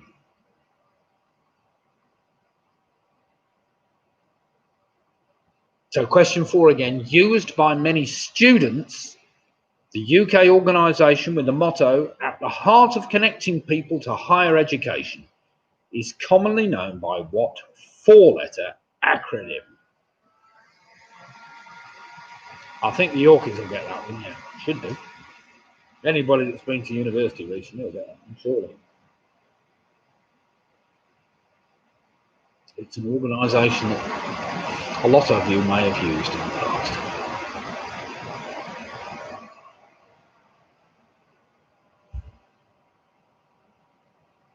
Question number 5. According to the old nursery rhyme, what happened to Solomon Grundy on Thursday?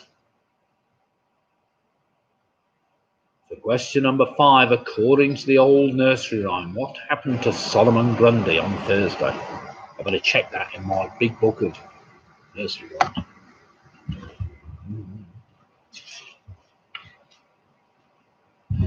Solomon Grundy, 1984. Was it one?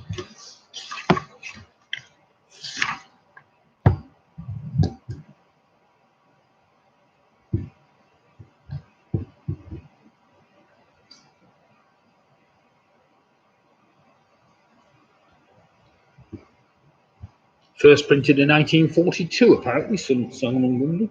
No more. A vehicle for teaching children the days of the week. There we have it. Question number 6. What was the title of the first film to feature the character of Indiana Jones? So question number 6. What was the title of the first film to feature the character of Indiana Jones? Sorry if we've had too many film questions, I have to say, but never mind. Makes a change, I suppose. Actually, the Bishop's Finger's not too bad, really. Doesn't smell a thing like a Bishop's Finger.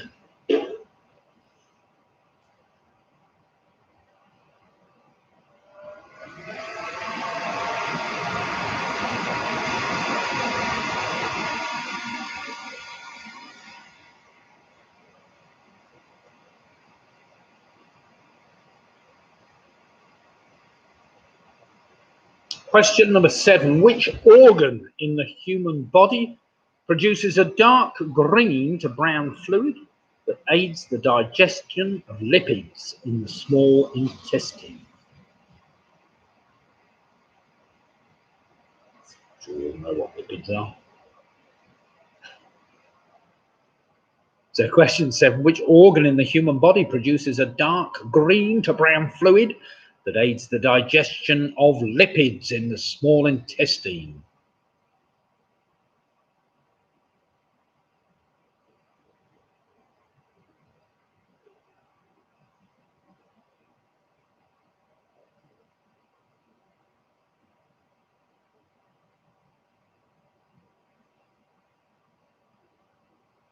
Do remember when you're looking for a connection, it's not necessarily the first word or the second word. It can be any of the words.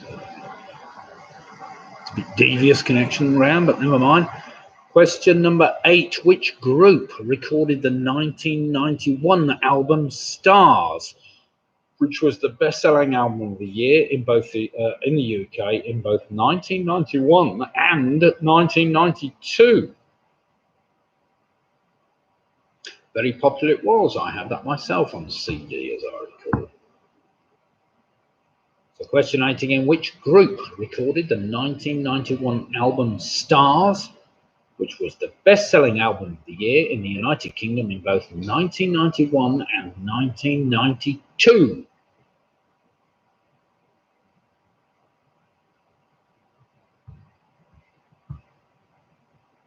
Are we all faring then?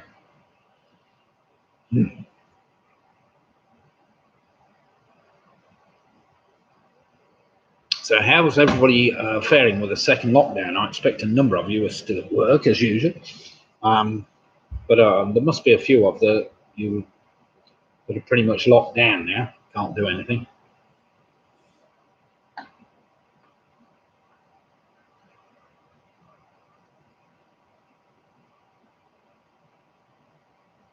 Although yes, as my wife said in the background there, most people, a lot of people seem to be carrying on completely regardless. What the hell.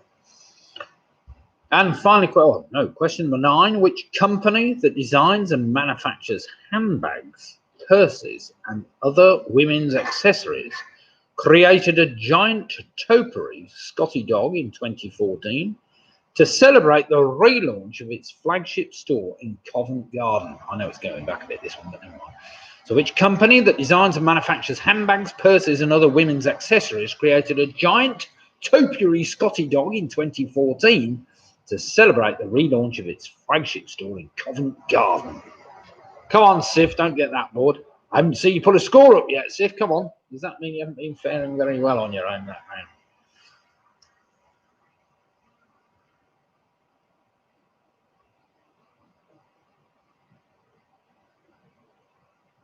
And finally, of course, question number 10. What is the connection that you would find? Oh, wait a minute. No. I've put down here, not my best week, says Leslie. I'm back on furlough, and it's the most bored I've ever been. Bring on normality. Keep trying and finding a new hobbies, so just need my job back. Right then, question number 10. Listen carefully. If you add a single letter to a part of each answer, what connection might you find? So question 10, if you add a single letter to a part of each answer, what connection might you find? It's one of those, a tenuous connection tonight.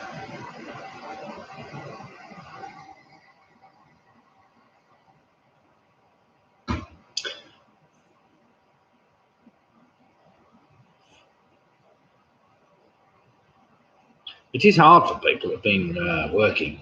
I mean, my daughter Lydia and my son Luke both have been working from home since March, really, haven't you? Very much so, and it looks like they're going to stay working at home for the near future. Don't we think a lot of people are actually going to carry on working from home as well? Might change the whole way we all work, to be fair. Well, some of us that work.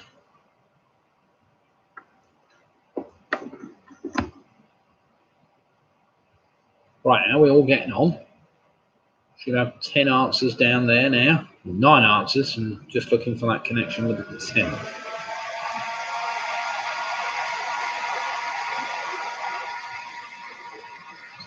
That bit of lightning, thunder. Oh, it's wind.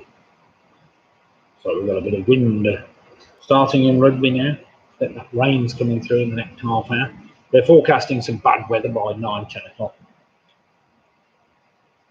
Jackie's saying, I'm only part-time back at the office, rest of the time at home. Yeah, it's tricky, isn't it? It's tricky. Of course, in the pub trade, all the pubs are just shut full stop, so there's not much we can do about that. They just don't come in at all, I suppose. But we'll see how it picks up after the great lockdown. The clubs will be going bust here, there, and everywhere. I don't know, but there's a lot of them running on very thin ice at the moment, so we will see. Right then, everybody, you've probably had enough time. Is there anybody desperate for a bit more time to try and work something out? Do feel free to post it quickly in the chat if you want a little bit more time. If not, we'll do some marking. We'll crack on around number 6. It is 9:30, or just gone past 9:30, which isn't too bad. We'll be finished by 10 at least, or 10. Then you've got the rest of the evening to yourselves. Do remember, we always do a good quiz on a Sunday night. Sunday night quizzes are the more popular, although to be fair, tonight we've got a record turnout tonight. Whether that's due to lockdown, I've no idea. Whether people are just getting bored of sitting at home doing nothing. So, yeah, after tonight's quiz, they'll probably stay at home and cut their wrists or whatever. I know, never mind. It's surprising all the teams at the moment seem to be the ones that always do the best anyway. But never mind. Right then, let's go through the answers. I haven't seen anybody, well, I don't think I've seen anybody post anything. Nope, right, let's just crack on the answers then. Here we go. The connections round. Film starring Maggie Smith and Alan Bennett was called The Lady in the Van. The Lady in the Van. Number 2, which famous landmark was built between 1931 and 36? That was the Hoover Dam. Originally called the Boulder Dam, but they changed it to the Hoover Dam. Number 3, of course, voiced by Jeremy Irons. It was scarred hours after a nasty piece of work he was. Number 4, used by many students, the organisation with the motto at the heart of connecting people to higher education, of course, was UCAS. UCAS, the Universities and College Administration Services. Number 3, according to the old nursery rhyme, what happened to Solomon Grundy on Thursday? He was taken ill on Thursday. Number 5, what was the title of the first film to feature the character Indiana Jones? That was Raiders of the Lost Ark. Number 7, of course, was The Liver. Number 8, with that album's Stars, was by Simply Red. And number 9, of course, that manufacturer of handbags, purses, and other women's accessories was Radley. And finally, if you added a single letter to part of each answer, what connection might you find? There were boys' names: Ivan, Adam, Lucas, Bill, Oscar, Mark, Oliver, Fred, and Bradley. So you needed to put a letter in front of each of those and come up with a name. Boys' names, basically, was the connection. So well done if you got that connection, because that wasn't the easiest thing in the world. Martin Day was straight in Argentina with a fantastic 45 points. Well played, Martin. So he's still in line for a win then, Martin. Come on, it's not out of the question. Well done, Martin. Anybody else got the famous 5 in with 51? Well played, John. That's a great score as well. We've got Ian Miller with 39. The Yorkshires on 36. Getting there. Georgia's getting there or thereabouts. Jen Tracy on 42. We've got Sarah Ross. Joan Jones on 47, Julie Ashcroft on 49 points. Stephen Hills on 46. We've got Misha on 48. We've got Ian in his bottle of Shrouds on 50. Carol Jackson, Home Alone 6 on 48. Ampu's on 45. We've got PRS on 52. That's a great score. Pigabits on 47. We've got the Booger Prize Girls on 39. Nick Bowser's on 42. Clive and Janet from Stockton, they're saying hard. Yes, it was hard, that one. 44 points. Graham Gifford's on 47. Well played, Graham. Alex Brown's on 39. Who else have we got to come in? Mick Roberts, 48 points. Well played, Mick. That's a great score. Any others we've got? Oh, Denise, 50 points. That's fantastic from our Irish contingent. Doing very well there, Denise. Keep it going. Not far off that What's the boy's name for liver? I don't know. What was the question? Oh, Oliver. Oliver. Well done if you got that. Yeah, I know. Tricky, isn't it, that one? Oliver. Livery. We've got Mike Yates on 43. We've got Andrew Lewis on 37. Aha! Split the difference from 53 points. Well played then. Paul Lewis on 52 points. This is all very, very. You've not dropped a point, you lot yet. 53 points. Right. Well, we're going to the last round. There's one team that haven't dropped a point yet. That's a bit worrying. Means to say, lady in the van name. What was the lady in the van name? What fictional character name? Oh, Ivan. Ah, yeah, lady in the van. Ivan, yes. Ivan. That's a tricky one, wasn't it? Lady in the van. Oh, no, don't ask. Don't even ask, folks. I was in the pub the other day and had a ploughman's lunch. He wasn't happy. Oh, dear. I don't suppose he was. Ah, dear. Could be Evan. Yes, Evan or even Ivan. Penny Graves 33. Must be locked down, brain. Not at all, Penny. Until you really get into the swing of my awkward quizzes, you will never know how devious they can be. But never mind, some teams seem to have mastered it, but it takes some time. The Yorkies and Penny is doing very, very well because you've got some stiff competition here tonight. Some of these teams are professional quizzers, remember. We've got, 4 chasers in one team. We've got the Brain of Britain in another team. So, anyway, I know, if only we had, but never mind. Right then, round number 6 is a general trivia round. Just 10 kind of randomly trivia questions that I'm sure you'll all do quite well with. So question 1, here we go. Of all the rooms in the game of Cluedo, which would come first alphabetically? Oh, it's one for Leslie Barrett, this one straight away. I can see he's loving this one. So, of all the rooms in a game of Cluedo, which would come first alphabetically? My brother Ant will have that straight away. Go on, Ant, you.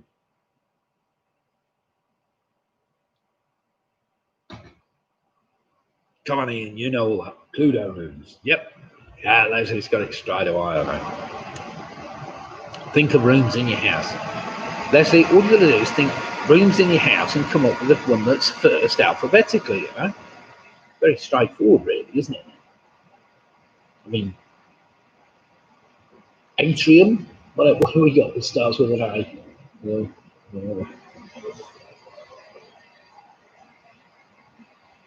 Atrium, yes. You could put that down, you see, it might be right. Attic, yes.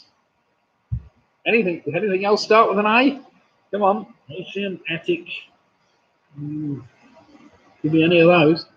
Right, question number 2. What bird precedes the word ascending to give the name of a poem written by George Meredith and later a piece of music composed by Ralph Vaughan Williams, inspired by the same poem?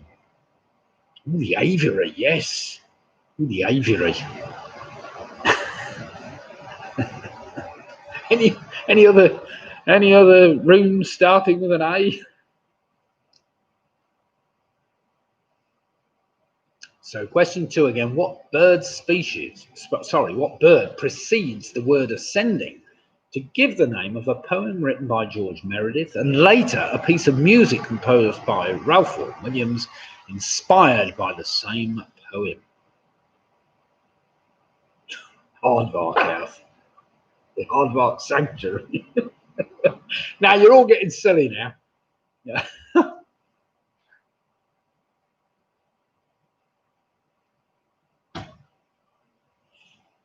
Yes, the Aardvark Sanctuary. It's funny how people think of the same thing at the same time. A basement. Very clever, Clive. I like that. A basement. There you go. You could stick that one down. Ambulatory. Oh, yes, that's great. Now he's always been silly. Good. Question number 3. Listen carefully. Which 2 of the main characters' names from Winnie the Pooh stories can you join together to give the type of an animal that both of these characters are? Does that make any sense? Not really, but never mind. So which two of the main characters' names from the Winnie the Pooh stories can you join together to give the type of an animal that both of these characters are? I'm sure that's pretty straightforward, really, if you know your characters.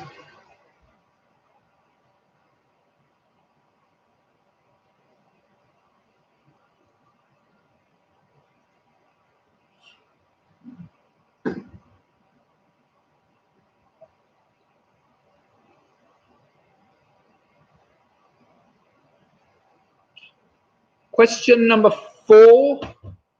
What two punctuation marks are combined to create the non-standard punctuation mark called the interrobang? I'm sure you've all heard of it, but what two punctuation marks are combined to create the non-standard punctuation mark called the interrobang?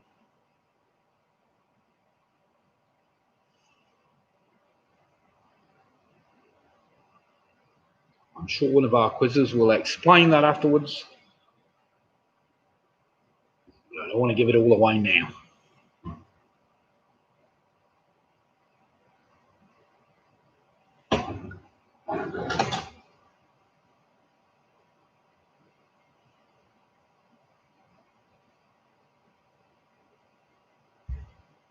Question number 5. I know we've had this before at a quiz. I always get it wrong. It's a bit like whether it's left hand or right hand and blooming Statue of Liberty, but never mind.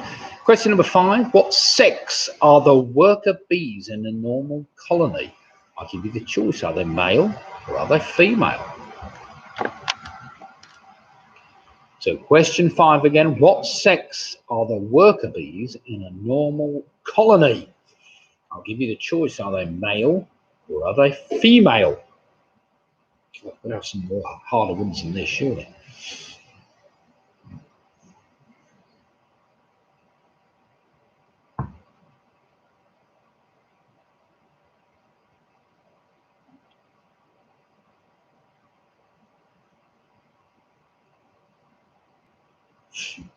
That's for narrowing it down. Buzz off. Oh dear. Don't tell me there's a sting in the tail with that one. Yes, okay. Oh dear.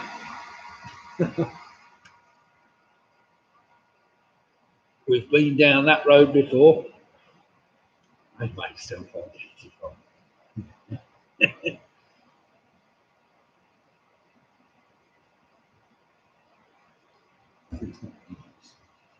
Did you write a letter and a number? Or did it just be number? Yeah, characters, that's right, characters.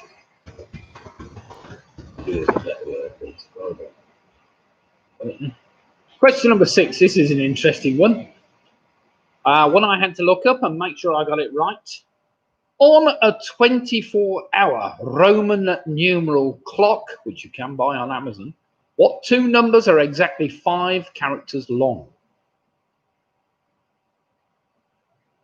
So on a 24-hour Roman numeral clock, what two numbers are exactly 5 characters long? And I want them in Roman numerals, obviously. Not that, yes, let's put it in Roman numerals.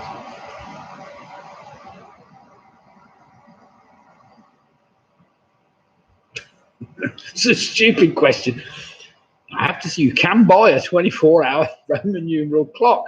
I know it's not a common thing, but you can get one. We've got a 12-hour Roman numeral clock. My wife's looking at it, trying to make sense of it. It's not making any sense whatsoever.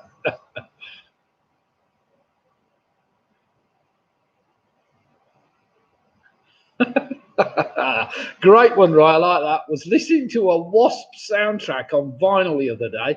Didn't sound anything like them. Realised I was playing the B side. Oh, that's a good one, that is. Oh dear. Dear God.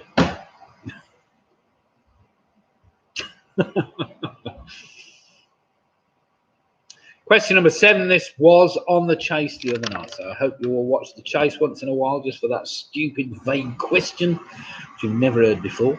A New Zealand company launched a wine label called Cat's Pee on a gooseberry bush. But what grape variety is associated with Cat's Pee? I'll give you the choice. Is it Sauvignon, Chardonnay, or Semillon? That's a good question, isn't it? Apparently it is a proper flavour, or a proper flavour and name has been given to one of those grape varieties. So question number 7, a New Zealand company launched a wine label called Cat's Pee on a gooseberry bush. But what grape variety is associated with Cat's Pee? I'll give you the choice. Is it Sauvignon, Chardonnay, or Semillon? All famous New Zealand grape varieties, of course.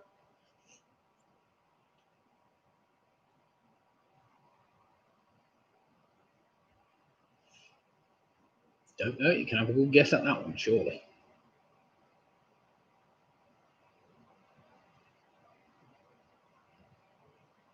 There was one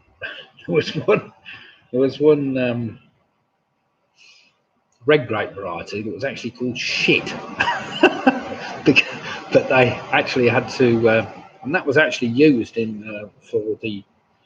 I don't know what it was used for, but it was. Yeah, I did a bit of reading on it. It's quite interesting, actually. The names they give and the descriptions they gave. Shit. Right, question number 8. Listen carefully. The first "Keep Calm and Carry On" poster was produced by the British government in preparation for which war? It wasn't the war against COVID-19. I'll give you the choice. Was it World War I? Was it World War II? So question 8 again. The first "Keep Calm and Carry On" poster was produced by the British government in preparation for which war? Was it World War I or was it World War II?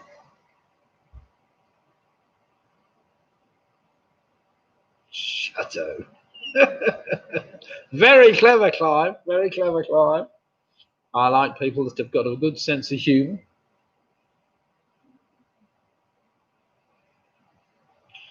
Yes, it's a Chateau de Neuf de Pape or whatever. Very good.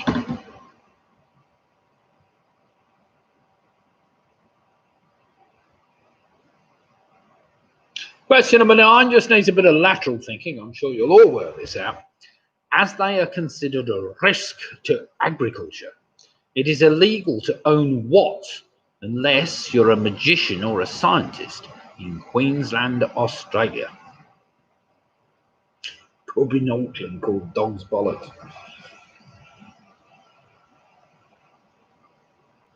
There used to be a beer called the Dog's Bollocks, didn't there?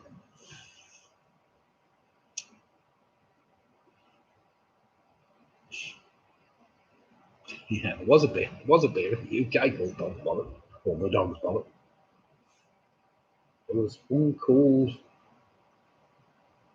Oh, I'm trying to think of.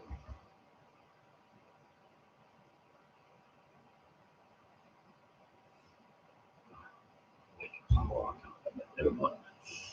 And finally, to put you all out in misery, Firkin. Yeah, it was Firkin. It was.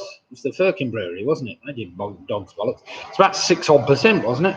There was a place in Rugby to the Firkin Brewery. There was the Firkin. What was it called? It's not was it Ferriton Firkin in Rugby? Not like the original Bruce's Brewery Firkins, but never mind. The Goose and Firkin. That was a good one in London. I've just had a mouthful of Dog's Bollocks. Thanks, Robin. Fitzhugh and Firkin. Was that the one in Rugby? It was the Fitzhugh, wasn't it? Dog Bolty. Yes, I remember that. Right, here we go. Come on, less of the bollocks. I mean, perhaps the best. Here we go then. Question number 10. I'm sure you'll all remember this from our smoke-a-thon that we had at the Victoria Inn years ago. In what year did Scotland become the first country in the United Kingdom to enforce a smoking ban in public places? I'll give you the choice. Was it 2006, 2008, or 2010? So question 10 again. In what year did Scotland become the first country in the United Kingdom to enforce a smoking ban in public areas? I'll give you the choice. Was it 2006, 2008, or 2010?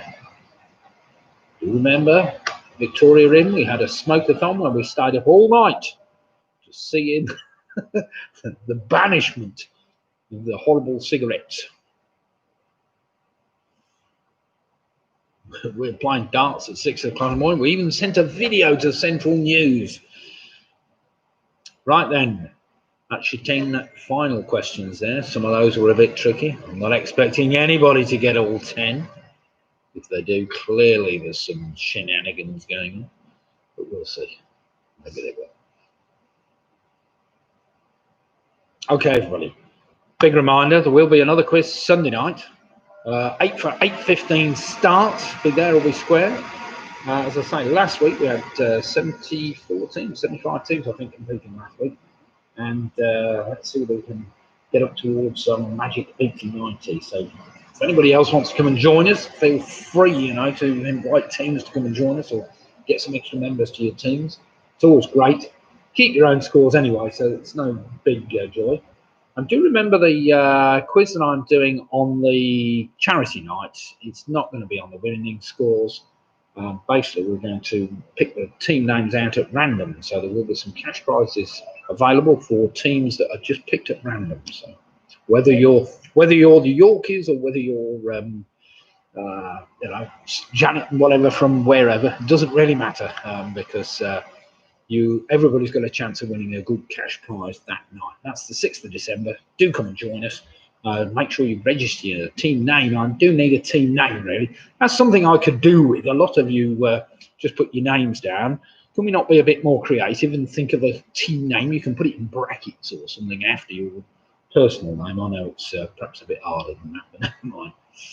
Anyway, let's go through the answers to the general trivia round number 6. Here we go then. Of all the rooms in the game of Cluedo, which would come first alphabetically, that's the ballroom, of course. I'm sure Leslie Barrett's got one of those in his house, the ballroom. Question number 2, what bird precedes the word ascending? Well, it was the lark ascending, of course, the lark ascending. Number 3, the 2 main characters in the Winnie the Pooh books that if you joined together gave the name of another animal. That was Kanga and Roo, of course, which gave you a kangaroo. You got that in my trousers. What? A lark? Sorry. Or a ballroom. Not quite sure it's a ballroom or a lark you've got in your trousers there, Ian. Or kangaroo and Roo, you might have them in your trousers, can't you? You want a kangaroo in your trousers? Yeah, I'll go for something or other. Oh dear.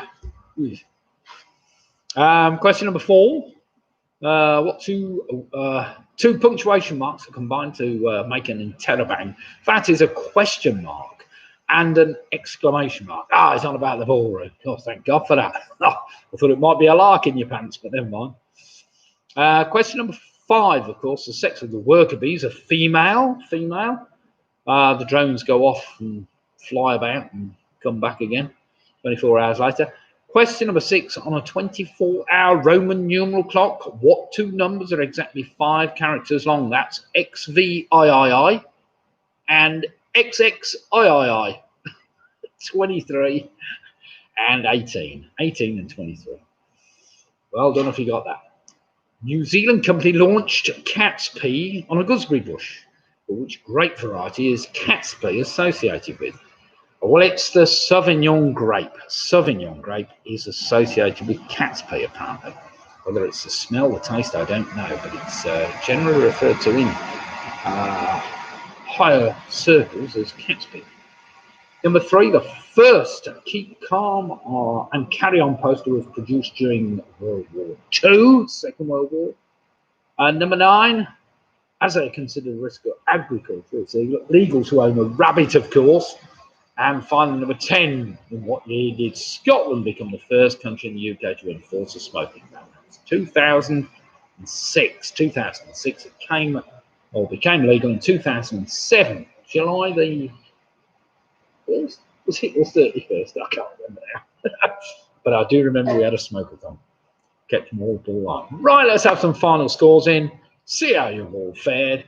And We've got some Mike Yates straight in with the 52. Martin Davis also with the 52. The famous 5, very good. Anybody in the 60s tonight's done remarkably well. So well done, John, on the famous 5, 61.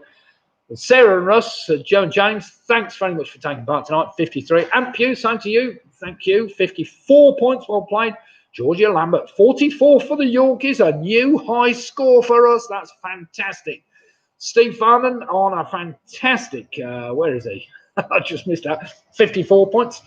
No shenanigans, said Julie. She's ended up on a fantastic 59 points. That's a cracking score. Ian Miller on 45. He's enjoyed himself, though. Well played, Ian. Graham Gifford's on 55. Michelle, he's on 58 points. Well played, Michelle. Nick Bales was on 30. We've got Ian and his 2 bottles of Shiraz now on 59 points. Home Alone 6 ending up with a fantastic 57. Well played, you. Good Heinz varieties. It's a good year, 57. It's the year I was born. It's the year Sputnik went into space. It was the year Pinky and Perky started, 57. Clive and Janet from Stockton on 51. Well played. Alex Brown said a poor night, but never mind, Alex. Well played on a 39. Jen and Tracy 38. They said they were going downhill with that one. That tricky last round, but never mind. Full marks on that one, said Jackie on 49 points. Well played, Jackie. Andrew Lewis ends up with 46. Paula Lewis ends up with 62. That's a great score.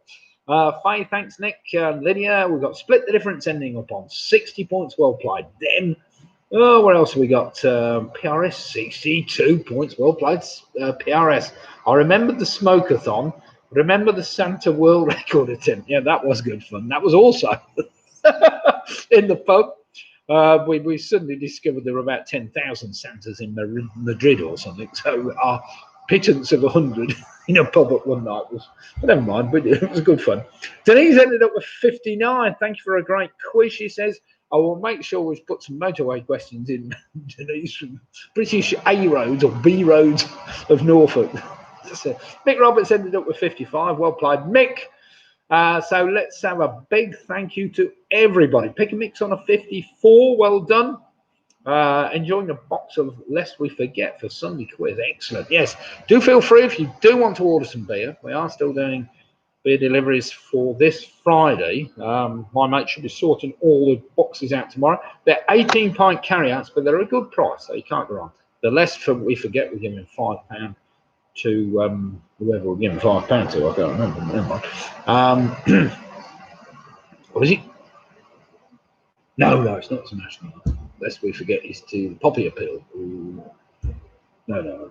Anyway, thanks everybody for tonight's quiz. Thanks for taking part. We'll see you Sunday for all those that want to come and join us on Sunday. We always have a good turnout on a Sunday. And yes, keep revising. Teams seem to be getting better and better as we go. Penny Graham ended up on 39. That was hard. But thanks, Nick and Lydia. See you Sunday. So it's great to see people, even if they think it's hard.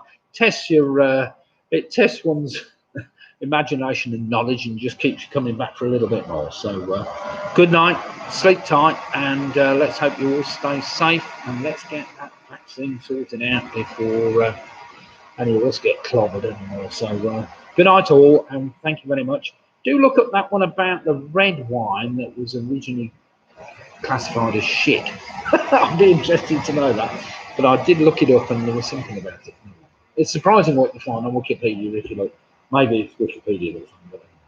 Anyway, good night all. Thank you very much for taking part. See you Sunday. Same time, 8 for 8:15. Yeah, it is now 2 minutes to 10, so you can catch the 10 o'clock news and see what's happened. So good night all. See you again.